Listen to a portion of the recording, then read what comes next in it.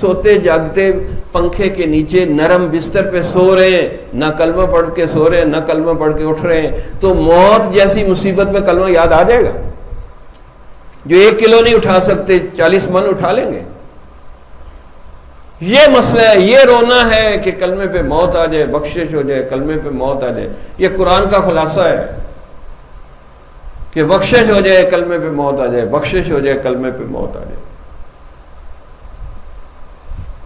حضرت ہمارے امام لاہوری سے پوچھا قرآن کا خلاصہ کیا ہے؟ وہ گاڑی پہ چڑھ رہے، ایک پاؤں آگے دوسرا پیچھے، کہا دوسرا پاؤں اوپر رکھنے سے پہلے قرآن کا خلاصہ بتائیں۔ فرمایا اللہ اللہ کرتے کسی تو نہ ڈر، ولا یخافون لومۃ لائم، کہ مومن جو ہوتا ہے کسی کی ملامت سے خوف نہیں کھاتا۔ تو بھائی جب قرآن دل دماغ ہڈیوں روح تک چلا جائے گا پھر آپ کو کسی کا کوئی خوف ڈر نہیں ہوگا۔ آپ مرنے کے لیے بے چین ہوں گے کہ ہائے کب میں اللہ کے نام پر جان دے دوں، یہ جان دی ہوئی اسی کی ہے، حق تو یہ ہے کہ حق ادا نہ ہوا۔